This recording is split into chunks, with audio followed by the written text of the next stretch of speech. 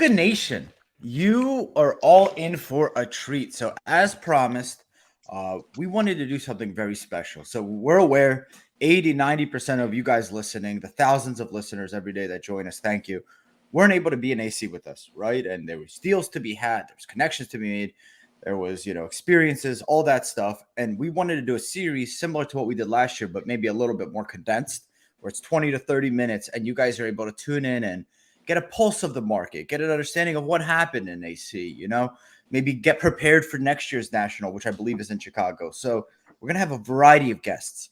And now keep in mind, this is in no particular order. It's not like one is our favorite, the last is not our favorite. It's just a hodgepodge of random people that we love, that are close to our heart, that we respect, that are doing things in the hobby, that we want to bring here on our show, Lucas, Tigers, and Bronze, to share with you. So I have a dear friend, someone that is immensely popular. It was his first national, and this guy arrived with basically 20 groupies, people from our community pouring out of Cigar Night, being like, "Oh, Bronamath's here." That guy said no. So like 3 or 4 other people also said no. So we're stuck with Bronamath. Yeah, exactly. I'm like the last guy in the ring. No. But man, talk to us. It was your first time in AC. We've had you on the show a few times. What was the experience like? Just high level. First of all, thanks for having me on here. Even though I was a 5th choice, I'll still take it. I enjoyed coming on here each time with you guys. It was the first national. I didn't know what to expect, so I didn't have the highest expectations. For me, it was the networking and meeting people for the first time that I've communicated with over years online. I think COVID deprived us, at least me, from going to national last year and obviously the previous year. Since I've been so heavy in the hobby, so be able to go now and meet everybody, I thought was amazing. That was national to me. Was meeting you guys, meeting everyone that I speak with on a daily basis, and getting to know you guys at a better level and a better relationship. To me, that was everything that I could have asked for, and then everything else was cherry on top. Quick little story, right? So we have the first night, it was our cigar event, and unintentionally gatekeeping, obviously, Andrew and I, because it was part of a larger event with Collectible, right? It was, we had the outside event, and, there's a guest list, and it's, tightly controlled guest list. And, we were only given, we were only able to bring a certain amount of people, and we kept it with the NFT people. And Bronamath is one of our OGs. This is a guy who's been on the show a bunch of times and, wanted to come. And, our guest list for NFT holders filled up fast, and we were turning away people who had NFTs, and we couldn't, bring everybody. And we had to say, hey, sorry, you don't have an NFT. He's not an NFT guy, even though he taught me crypto. Yeah. Go back to that January episode, guys. And all timer. So funny though, when Vadim and you and the crew come rolling onto the cigar deck. It's like, oh, the big celebrities! You can't keep us out. You can't keep us out. It was amazing. Entourage. They don't need to be on the guest list. You can't keep us out. We don't need to be on a list. What guest list? Bronamath's on every guest list everywhere. I would like to say that we didn't crash the party. We just helped lift it up a little bit. That was awesome. Shout out to 2 Chainz. Got a chance to meet him. Very interesting guy. Buys real estate in New York and Philly, my home turf. I'm curious, how did you meet all these guys? Like, some of them I think are in California, right? Yeah, so I've met Vadim obviously through cards, and him and I have gotten really close over the past couple of years. 2 Chainz and I used to be on a sneaker forum called Nike Talk, and we had been on there since 2001. So him and I have always been, internet pals for a long time. And he got into cards 4 years ago when I had already been in. So it just kind of built our bond a little bit closer, obviously, with the cards. You showed up some cards. Would you make any deals? Buy, sell, trade? You know what? I didn't buy anything. I did sell. There was nothing there that I was really looking for. The cards that I did show were some stuff that came in that were, NFT blockchain cards. That party was great, by the way, the NFT party. Was it really? Fun.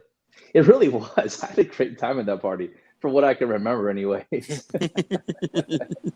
The Panini, but they had a lot of people there, a lot of guests. They had a lot of guests, man. Yeah, it was a good party. I mean, the National was, for me, obviously the networking was a really big aspect of it and getting to meet everybody. But I mean, there was stuff there that you're never going to see on display unless you go to the National. I mean, Heritage Auction setup was unbelievable with the pieces they had. Some of the stuff I didn't even know existed. Secretariat's Shash was sitting there. It's like, you see Jordan's game used shoes signed from each finals he played in. I mean, it was like going to a museum in the middle of a card show. Yeah, that center area, it was like a museum. The Mantle 10, the Mantle 9.5, Honus Wagner's on display, triple logo man. If that's, if you're more of a modern. The illustrator with the diamond necklace was there. I mean, stuff that you see only online that everyone just says, oh my God, that's a grail. It was there on display that you could have seen that you're probably never going to see again unless it's the next National. We had Shywave Vlogs on, and he now heard around the world compared himself to Warren Buffett. If there's someone that you can compare yourself to, are you an investor? Are you a collector? Are you a flipper? How would the people out there that don't know you, and I know it's difficult to put you in a box. I understand that, bro. Big box. Work with me here. Yeah, it's a big box. I'm everything, but at the core, I'm a collector. So right now, I'm an OCD collector. So I like to finish sets or whatever I'm trying to achieve to collect. And then once I've accomplished that, I no longer have interest in it. So then I sell it. It just so happens that those items that I amass end up gaining value over time before I sell them. So like right now, I'm buying these Dragon Ball Super cards that are the World Championship cards. I'm trying to complete the 12 card set all in Black Label. I'm one card away from the entire set, which will be my biggest accomplishment as a collector. All Black Labels? All Black Label. Did you grade one? Yeah. Black Label I grade yourself 2. Yeah, wow. 2 in a Black Label. I couldn't believe it. It was 2 I'd spent a lot of money on already previously to get. Because, these cards, they go in a collector's vault. So if you're not able to acquire them quickly, you're just never going to see them again. But the challenge with that is, dude, so like what I saw a lot at the show was people are prospecting on these new quarterbacks, right? Trey Lance, Mac Jones, Trevor Lawrence. You do that too, but you don't hold them very long, do you? I don't like to hold sports cards longer than 3 to 6 months. It's kind of my sweet spot. Unless it's like LeBron exquisite, patch auto, something that's just really rare, low pop. I just think the low pop stuff is going to continue to do better.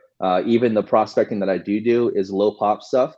I don't gamble by nature. I just don't gamble. So in Atlantic City, everyone's gambling. I have no interest in gambling, whether that's sports betting or that's going to the blackjack table. It interests me at no level whatsoever. So for me, the cards, I don't like to gamble on the players. So I let somebody else gamble. You want to make money. I do. And that might not be the peak, right? I may sell, which I always do. I'm always first in and kind of like first out, where I'm okay with that 2-3x. If you want to make, the big home run, that's up to you. I sold all my Burrow before he became Joe Burrow. So, I don't have any regrets about that. You don't gamble. Cage is a slot machine guy. Yeah. Loves those slots. Checks my brain. Just put some money in, and if it hits a whopper, great, I win. If not, I lost a couple $100. So do you know there used to be coin slots? Do you miss those? Do you like the digital or the coins? No, it was filthy. It's filthy. It was filthy. You used to walk around with buckets. Seriously, Yeah, you used to have to put coins in. But no, this is gross. You had to. Your hands were filthy by the end of that. It was terrible. I'm collecting Taj Mahal coins. I have nostalgia. Some. My grandma used to go to Taj Mahal with like that big plastic bucket and all those coins. I have coins do well. Old coins do really well. See, coins do well. This guy knows. Heritage had some on display, I thought. So listen, people are listening to this. People who got in the last 2 years, and they're scoffing, they're laughing, or they're asking us to follow up on that, right? Because I think most people who got in, they would say to you if they were here, well, isn't all of it a gamble? When you buy at an entry, it's great to just make the blanket statement. All right, I don't need to hit the home run. I don't need a whopper. I don't need to make 10x. I'm going to be the first one in and then the first one out and make my 2 to 3x. Like I'd sign up for a 2 to 3x all the time, but it's not as easy as all that, right? So can we go back to that for a second for the folks who are listening? Me, the only gamble I'm taking is the off-season gamble of them getting arrested or getting injured for some odd reason. That's the only gamble that I take. Now, when season comes, if they underperform, I'm not taking on that gamble. If they get injured playing the game, I don't take on that gamble. And that's kind of how I look at it. So walk me through that. Give me an example of the last couple of sports cards you might have been in that you had a 3 to 6 month window on. Did you buy a quarterback at the end of last season after it ended, like a Herbert or something like that, and you sold it now in the offseason in the run-up? Like, give me an example of something like that. I try to stick between second-year quarterbacks and under. So right now we're going into second year for Trey Lance and Trevor Lawrence, and that's all I'm buying because people still want to gamble and bet on those guys. They still think they're going to do well, and that's who I stick with. I'm not buying Josh Allen. I'm not buying Mahomes because they've already been ran up a little bit. So, like this week, you're buying Trey Lance? This week, I'm selling all these guys. Okay, so you bought them when? I bought them a couple months ago, 2 months ago, 2-3 months ago. So right now I just I consigned with Golden Auctions a lot of those cards I had already purchased, like the Trey Lance shield, the Trevor Lawrence shields, autos, all those I consigned with Golden right now for the end of the month run. So you bought those a couple of months ago when no one was looking for them, and now people are going to start looking for them because the season's coming up, and you just basically are a timing play. Yep, like I'll be buying baseball in the next couple months. Who in baseball? We talked about this yesterday, Cage. By the way, this is very good for you guys that listened to yesterday's episode. I kind of ranted on like the influencers walking around with cameras who show off their second-year quarterbacks. And I think, if you put someone in a coma, they wouldn't trade a Trey Lance card for a LeBron refractor any day. But the prices are actually higher on some of these guys. So I think this dovetails really nicely from yesterday's episode. It is. And to me, it's hard to justify some of the prices. That's why I also like to sell. I like buying them where I'm buying them at. But there's so many people that want to gamble. Like you said earlier, this whole hobby is gambling, sports gambling. And I have no problem selling to those people. And I hope that they make money. That's how this whole hobby works. I mean, I bought, when Joe Burrow got injured, I bought Joe Burrow a ton. And no one was buying Joe Burrow. Everyone was like, he's too old. Now he's injured. He's done. He can't recover. And I was like, okay, that's fine. I'll buy all the Burrow I can buy. And I was buying them up. Ronald Acuna Jr. blew out his knee last year. I was buying a ton of Acuna. So like there's opportunities across the board, whether it's an injury or a player gets traded. Like I think Tatis's value is going to go up now with Soto on that team. So I think now is a good time to start thinking about when he returns is to sell Tatis. But and do you have are you buying flawless Trey Lance, or are you buying one of ones or Mac Jones, or are you buying Prism, or are you scoping out deals? Where's your niche in that? I'm trying to go more low pop stuff. So one of one, under gold. So 10 and under is where I'm trying to stay at. It's just hard finding a lot of those cards. Get them, Cage. I mean, it's difficult, right? I mean, that's not where most of our audience operates. And what's amazing is you're talking about cards that are 5 figures, 6 figures, and are calling it at the same time saying it's not a gamble. I love that. Yeah, but I started there though. I was never buying these cards off the bat when I got in the hobby. My gosh, you told me $200-$300 on a card. I was like, I can't afford that. Like that doesn't make sense. That's too much of a gamble. But if I end up buying enough of those and sell enough of those, and now I have $5,000 that I got back, I'd rather buy that one-of-one card or that card that I know that's guaranteed that I'll never drop because everyone's going to want to gamble on the 10 and under. People are still buying Baker Mayfield golds in 5s, in one-of-ones. Like they're not buying their prisms. They're buying the other high-end stuff because that's where the multiplier goes crazy. Right, because if Baker actually has a good start here, there's going to be less movement on a prism base because it takes so much to turn that ship around while that container ship is stuck in the Suez Canal, right? But the gold, all of a sudden, like people look for that and it can actually move in price. And this is kind of what we were talking about, right? Like the whole like supply and demand, Trey Lance. If you have a rare Trey Lance and he comes out and has a 3-0 start with 9 touchdowns, in the air and 3 more running and 1 pick, and they look like the cream of the crop in the NFC. And, those golds, those flawless, there's going to be a multiple on those. There's going to be money to be made on those. And people are gambling on that. People are betting on that. And I think that the Niners right now are something like 4th in betting odds to win the NFC. And, their division, they're pretty close, obviously, also. I mean, Tampa Bay and Los Angeles are up there. But, they signed Debo. I mean, I understand, what people are doing. I think the There's difficult positive part, tailwinds, is what it's right. well, There's someone's going to positive hold it. tailwinds. Even Bronamath just said, look, even if you buy into all of this, right, buy the gold, buy the 10 or less, there's no gamble, you name it. Right now, he's not buying Joe Burrow. He's not buying Josh Allen, right? He's not buying Patrick Mahomes, right? Because they're outside of his laws, right? Everybody's got their own rules. Those guys are now, they've been in the league too long. Now let's dovetail that into yesterday's episode where you said let these things go through a cycle, Right? Because they Now I'm become questioning much more known. The value is not going to fluctuate as much. People know what's going on. Bronamath, is playing in this area where the price discovery is still going on, but has very defined rules, a 3 to 6 month window, 2 years of quarterback or less, because I think he understands, and please correct me if I'm wrong, I don't speak, he understands that this is where the gamblers will take their shot. This is where the gamblers will gamble, and that's where a multiple can be made. And most of the time they do really well. I mean, look at Joe Burrow, for instance. Look at Acuna when he came back, for instance.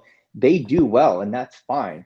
So for me, I don't want people to think that I'm not gambling, right? Because this whole hobby is a gamble. Right. I'm just trying to make more calculated gambles with less risk involved. Well, you're buying people when they're injured. You're buying people when the price is down, right? You're buying a stock after a bad earnings, but not through the fault of the company, and you expect that company to come back next quarter. You bought Burrow. that company just IPO'd, so we're still figuring out the true price of it. There's a little more volatility there. Dragon Ball, remember, I think on my first episode, I had mentioned to you guys Dragon Ball, getting Dragon Ball, it's going to be crazy. And from that time that we had a conversation, I want to say it went up like 10, 15, 20x. It was insanity. So I was like, all right, well, this is my passion, but I just can't turn away those multiplier. So I sold off, and now I'm in pretty heavily. And everyone's reaching out to me that I knew from back in the day, the big collectors, like, oh God, you're back in. This is going to be a whole wave. Like, no, there's an opportunity here because it's so cheap that, it'd be stupid not to buy in. So when people aren't buying, you need to buy. Something that's very interesting about you that I don't think most people know is you have maybe the biggest shoulders and the biggest back in the hobby. No. Talk to us about your workout routine that has your back is massive and you have these tiny little calves. Are you skipping leg day? Tiny. No, they're quick. Tiny. They're quick? They're Dude, quick. Listen, it's funny. You say it's me. He says it's you. Andrew's deceptively large, isn't he? Yeah, he's a built guy. You wouldn't think so. Him and Vadim definitely hitting the partner workouts. Wait, did you just compare me to Vadim? Yeah, he's sneaky strong. Yeah, we're talking about athletes and casuals. Like we're talking about two different categories of people. What is happening here? We're really going there on my episode. All right, who left an impression on you at National? Who left an impression on me at National? Or what person? I was really impressed with Beckett. I think Beckett did a really good job. You're such a contrarian. Dude, are you your poker face is so trolly, it's incredible. No, I'm being serious. I thought Beckett did a great job. I really did. With their new slabs that are no longer new slabs? Forget about the new slabs. I'm talking about their setup. I'm talking about what they did at the show. Their turnarounds were really good. They had a reservation queue. I'm talking about the digital marketing that they had on display. It was very new. It was very fresh. And you had PSA all the way in the back, and it's very monotonous. And just so let me walk up to the, I liked what Beckett did. Think of all the people who have commented about the slab. And I wonder what percentage, 2, maybe less, were ones that actually used Beckett at the National. And we have a guest here who graded cards with them and can look past the display that they had on and can talk about what they did as a company at the National. Listen, go ahead. They were walking around asking questions. You had, higher ups at Beckett saying, hey, what do you think about the new slabs? What do you think we can work on? I mean, to me, like you're part of the hobby by doing that. And I thought they were front and center as a grading company there. Yes, PSA, everyone puts them on this big mantle. I mean, I don't know. I think they did more. Get it? That's funny. Yeah. I think they did a great job. I was surprised by them. That's all I'm saying. You asked me which one impressed me. It was a no. I don't know the exact quote, but it's like you starve a man and then you give him a breadcrumb and he loves you, right? It's that's what was that, a saltine? That was a good cracker. No, Like- come on. They're not that bad, Beckett, if that's what you're trying to reference. their communications have been substandard for 2 years. Their I don't know if communication they're from a bad or good. customer, their customer Yes. service is far better than PSA. Tell me the next time you get a hold of someone from PSA. I don't call any of these guys. SGC hooks it up for me. Well, Bronamath's been, And he's for our been community. listen, and they- He's been a they- BGS guy for They forever. they did a great job too. I actually subbed some raw car review stuff to SGC. I thought they did a fantastic job. I mean, the only reason why they didn't have a bigger presence there because they weren't encapsulating on site. If they would have encapsulated on site, I guarantee they would have had more people sub with them there on site. How important is that? Oh, for, at the national, huge. Yeah, huge. huge, because people are pulling cards. People are getting cards there. They're getting raw cards. People are trying to trade cards, and it's just easier. The raw car reviews don't hold what it would be in an encapsulated slab. Because they still need another level of sending it in. The whole encapsulation is I could rip, steal a box of optic, let's say hypothetically, from a young kid who's broke, and rip a Zach Wilson, get out of 25 optic. You go take it in, get that slabbed, and trade that for, I don't know, let's just say hypothetically, Will Chamberlain rookie. As long as you have $4,000 to throw in cash on top of it, sure. Did you have $4,000 in cash while you were walking around the show? No. Did you have any cash? I had no cash. Did you have to borrow cash from me? Yes. Oh, hypothetically. That wasn't hypothetical. Mine was. By the way, SGC, they were honoring the grades at National in the raw car review, and it was 40% less of a discount. So you got 40% off the slab them, which was good. I thought it was a good marketing play. Yeah. Send your cards to us. We'll sub them for you guys. Hand delivered when I get back to Boca in a few days to SGC. I think everybody did their own thing there, right? I have a question for Bronamath. What do you think about the braking stuff? Because that's not in your wheelhouse. But I could picture you're a Florida guy.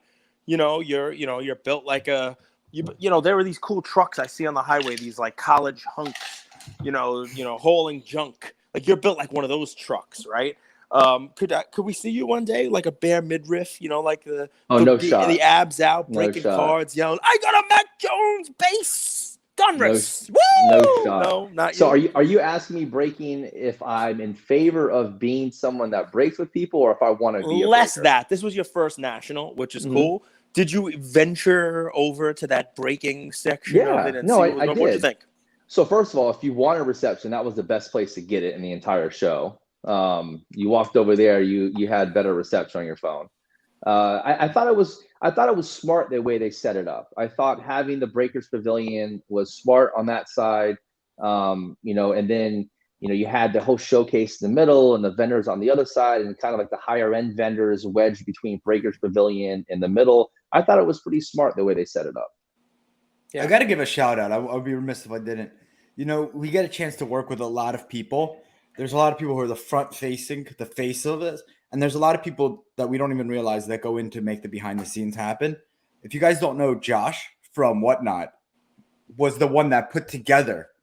I know it's Josh and his Whatnot team, so this is a shout out to the whole team. But we know Josh personally that put that together. And one of the first things that Cage said when we got there is like, look at what they've done.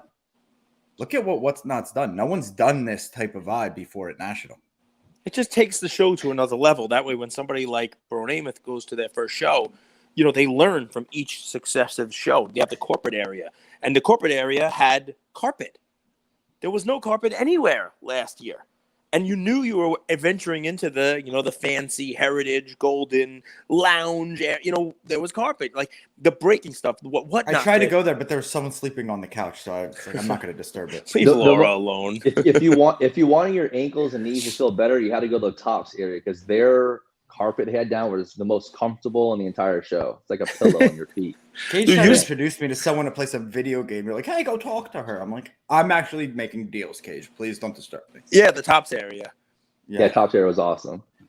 Yeah, I'm actually making deals, Cage.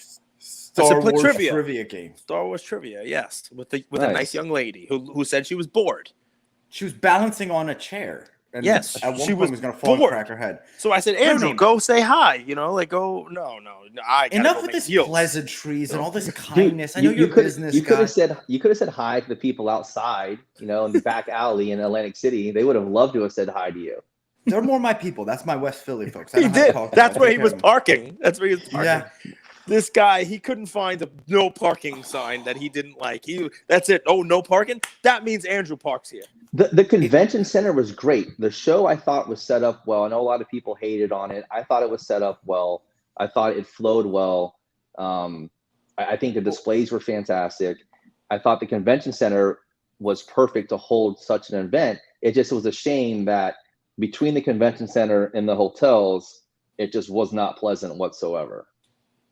Agreed. 100% agreed.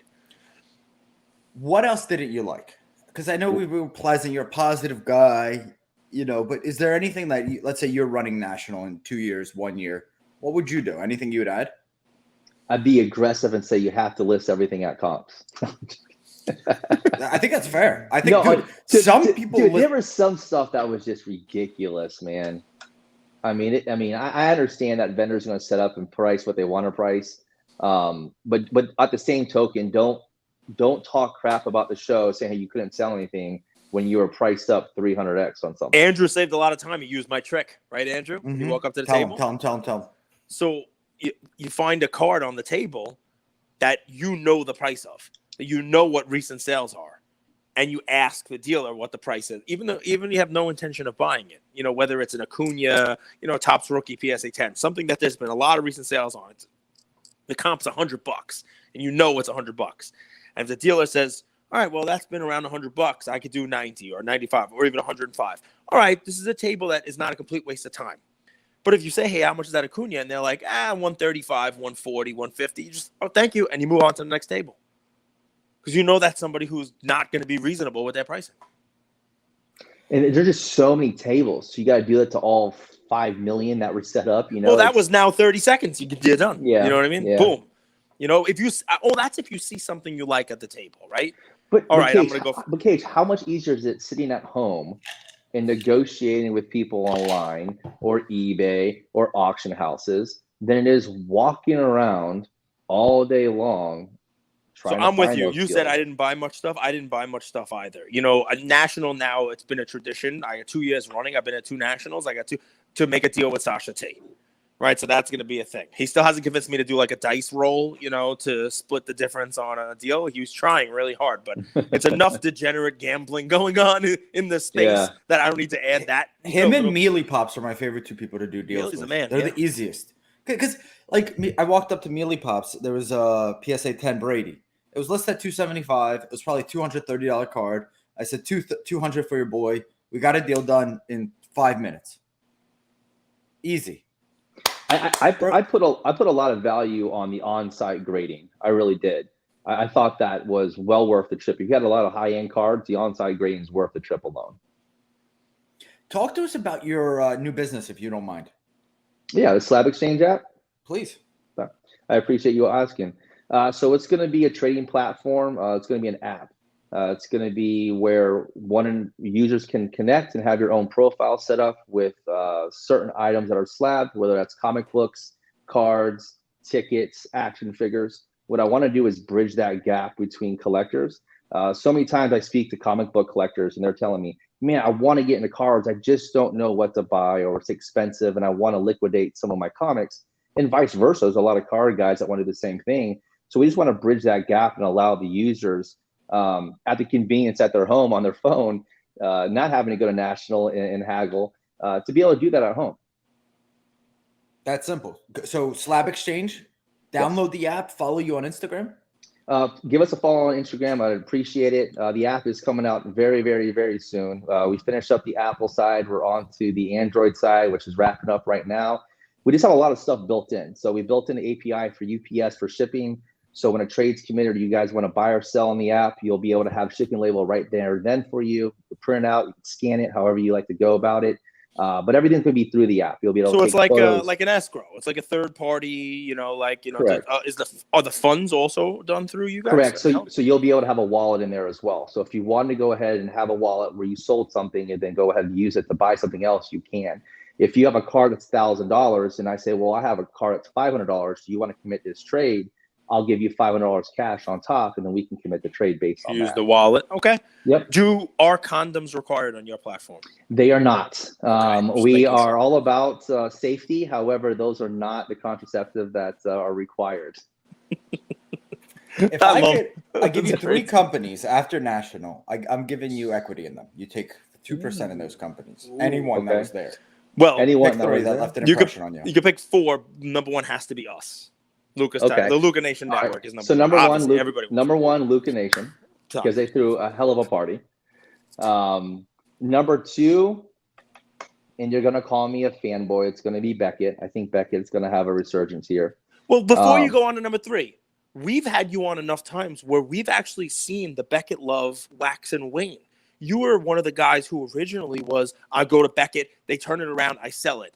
Then you moved away from Beckett for a while. You weren't always Beckett. Stop giving him group rates. Oh, that When they stop giving him group rates. But and now there's a change. There's a change at the top, right? And they're out there, talking to you and asking people stuff, and that could potentially bring you back. So I don't want to just say Bronamath is just a BGS fanboy the whole time, because we've had him on at times where he wasn't. So let's just make sure. I mean, I remember your episodes. Hey, listen, you asked me about equity. That means that I'm buying in at a low point, expecting a high point. I do think Beckett's going to have that opportunity come up here shortly. Not to say that you guys aren't a low point. You just guys haven't hit your max yet, so that's why you're number 1. Okay.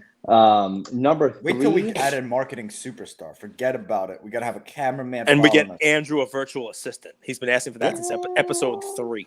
Well, you need to have a robe next year for the national that has your logo on the back. Not that people don't know you already, but you should be able to have the robe. Number 3. Oh man, Hugh Goldberg.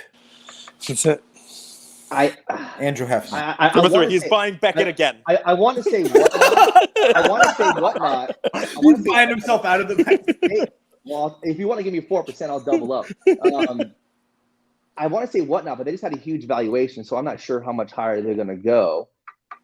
I'm thinking about it from a strategy perspective here. Wow, he's giving real perspective. Yeah, on man. This is like real here's the VC key. discussions. So I've gotten to know Bronamath over the last 2 years. The dude is a sharp business mind. Like, people don't realize this is truly a hobby for him, and his 80-90 hours a week when he's not spending time with his he's a girl dad, is running college hunks. How many locations do you own? 5. 5 locations. Yeah. I mean, how many people work for you? 45, I think. How many you fired a week? You're fired. I try not to do as many firings as I used to back in the day, because you just can't find anyone to replace them. But if it gets to that point, then probably I average like 1 every 2 weeks. That's it. Luka Nation, we hope you enjoyed this. So one question into the cage. Yes. What do you miss more, your daughter or the Porsche? Oh, I gotta say the daughters, because that's the right thing to say. I love my kids. No, I really do. But it goes hand in hand, because they love the Porsche too. So it's the Porsche is the youngest. The Porsche is a daughter. It's the youngest daughter. Here, you want to get on TV? You want to say hi? Come here, look. Say hi. Hi. Say hi. What's her name? This is Harper. Yep, this Harper. is the youngest. Yep. Harper. And what's the oldest? What's the Right. oldest? Sage. Her name's Sage. Acuna. Sage. Harper and Acuna. Hey, listen, you laugh. Her birthday's February 3rd, so I got a Harper jersey because number's number 3 and it says Harper on the back. There you go. Your dad's Hi. a star. Smart guy, but very, very kind guy. I appreciate you guys' time, man. It was very nice. Luka Nation, we wanted to keep these short as like a little bit of a recap from National. We're going to bring on a variety of guests. Cage, take us home. I always do the honors, but if you have anything on your mind. I mean, listen, to anybody listening to this who was part of National, someone like Bronamath here, this was his first time there. And you're hearing a lot of positive stuff, a lot of great things. And somebody who wasn't able to go, I'll leave it to you. What would you say to somebody who's on the fence for next year that you've now gone to your first one to say why they probably should go to next year's National? If you haven't been to one, go. I think it's going to be very important and eye-opening to see how big the hobby is on a much larger scale than what you see on your phone. I think the connections and relationships that you'll build in person will be not only memorable, but potentially lifelong. And I think that if you're on the fence, just do it, just go, because it's going to mean everything when you leave. Appreciate it. I have one more question. That was Put in great. as He could have CEO wrapped of it right Luka, there. That was amazing. of Luka Nation. What do you do? What do you do to take our business to the next level? You're What do I fired, do? Andrew. You're fired. I fired myself. You listen, I've been, obviously on with you guys when you were first starting. Your whole objective was to interview every single day. I mean, you guys have done enough to get where you're at now. I mean, you guys hosted a party at the National. Next year you're gonna have a booth where you guys are signing like Gary Vee. So you're on the way. You're touching a nerve here. He doesn't want to sign like Gary Vee. He doesn't want to monetize the fan base. He just wants to keep giving value to the fan base. Look, I'll tell you, when people are ahead of me in whatever scenario of life, if that's business, if that's personal, if that's happiness, they're doing something. I could be humbled and I could put my ego aside to know that they're doing something that I don't. Can I tell you something? There's no one ahead of you in life. Stop thinking like that. There absolutely are. That's nope. Negative. There's different paths, man. That's right. It's all There's relative. definitely things that are doing people that are doing better than I am. They might be making more money at this moment in time, but you're on a different path. More happiness, maybe. They more fulfillment. They more purpose. They more. Don't make me the yogi here. Don't make me the optimistic one. That's your role. They may have more debt. They have more issues. They may have more liabilities. They may be getting divorced. Yeah. They may have family problems. You never know. You never know. So you don't believe in mentorship? Oh, I do. But that doesn't mean that they're better than I am. That just means that they've been here longer than I am to have the knowledge to be able to pass on to me, to not make the mistakes maybe they have made in life. Boom. That's a no real advice. Just get a table next year, spend $20,000 and price everything 300x. It's 20 grand? I don't know. Oh my God. I know the internet Wi-Fi for Beckett and PSA was like 16 grand a day, I heard. No. Mm-hmm. I'm selling internet. Yeah. Luka Nation. That's another episode. Yep. So thank you all for listening to another episode of Lucas, Tigers, and Bronzo My. I wanted to tell you about a new service that we have starting as of today, and I'm really, really excited to bring it to you guys. So as a part of our partnership with SGC, we got 50 free submissions every single month, and many of you have taken advantage of that. And it's amazing that we could have the opportunity to 650 episodes, 675 episodes in, to go ahead and give back to our community. As people were sending those cards in, they asked, can we send 5, 10, 20 more cards to you guys? We'll pay for it, but we wanted them graded with SGC. You guys know SGC is turning cards around in 13 to 14 business days, have incredible customer service, and their secondary market values are going up day after day after day. And that's exciting for the hobby and exciting for the grading landscape. So we didn't want to just rush into it. We wanted to do it right. And what we did was I relocated here to Boca Raton, Florida. I opened up a P.O. box maybe 5 minutes away from SGC, and I will be hand delivering and hand picking up the cards. So you don't have to worry about anyone else touching your cards. It will be me, and I will update you every step of the way. So here's how it's going to work. I'm going to personally pick up the cards from a P.O. box, prep them, new card saver, new penny sleeve, and deliver them to SGC every single Tuesday. Why Tuesday? Well, it lets the stragglers over the weekend come back through on Monday and gives me a day to prep, and it basically gives SGC the entire week to work on grading those cards.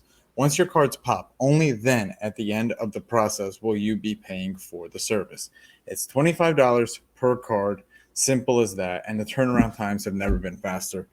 We're hearing right now 13, 14, less than 20 business days. So there it is. 9170 Glades Road, number 135 is the P.O. Box in Boca Raton, Florida, 33434. 9170 Glades Road, number 135, Boca Raton, Florida, 33434. Of course, you could shoot me an email or shoot me a text anytime, and I'm always available. Many of you already have my email. It's iamandrewgoldberg@gmail.com. or my cell phone number, 215-519-9154. Reach out with any questions. I could walk you through the process. I've hopped on the call with quite a few of you, and I'm happy to do that. Love you, Luka Nation.